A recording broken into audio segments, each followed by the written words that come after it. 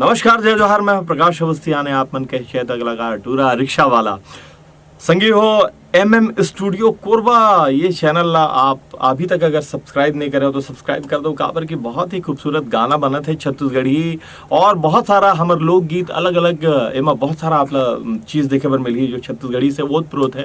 तो आप अगर सब्सक्राइब नहीं करे तो सब्सक्राइब कर दो और बेल आइकन के बटन दबाए पर झन भूली। हाँ नमस्कार, जय हिंद, जय छत्तीसगढ़।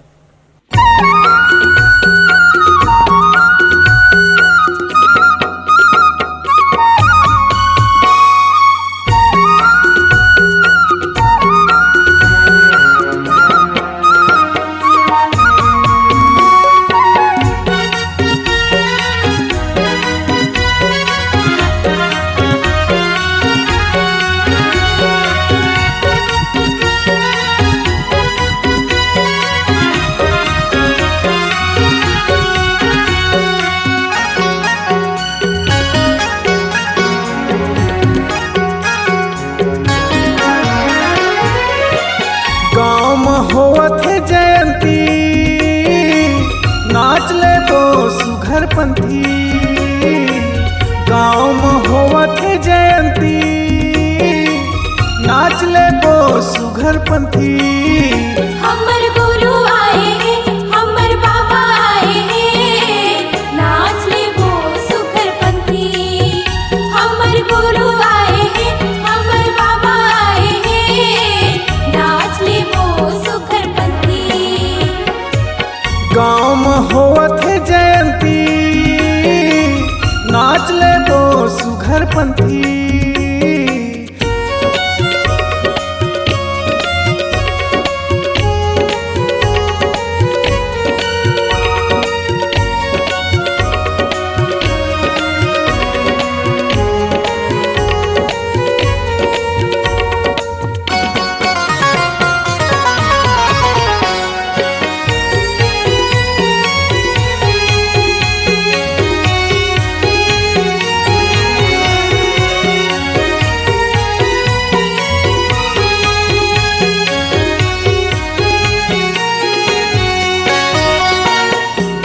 दरस बार सब झन आए हैं, तोरे चरण माँ बाबा माथ नवाए हैं। तोरे चरण माँ बाबा माथ नवाए हैं।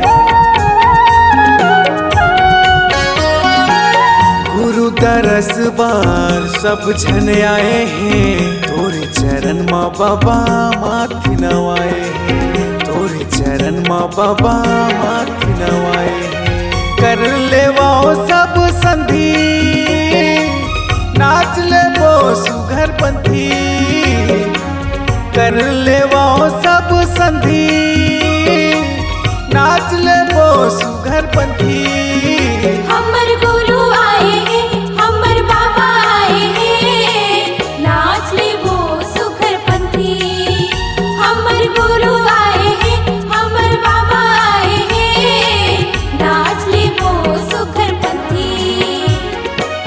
गाँव में होवत है जयंती नाच ले बो सुघर पंथी।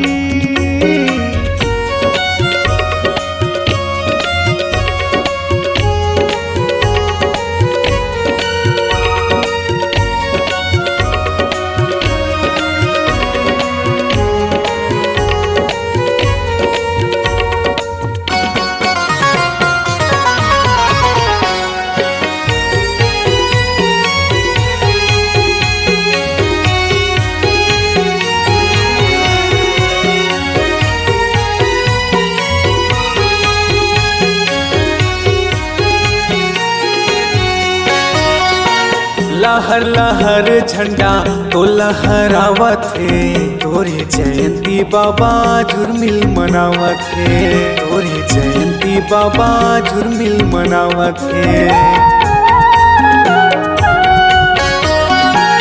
लहर लहर झंडा तो लहरावत है, तोरे जयंती बाबा झुरमिल मनावत है। तोरे जयंती बाबा झुरमिल मनावत है। जगह के नरियर पर सा गुरु चरण मतोवा, जगह के नरियर पर सा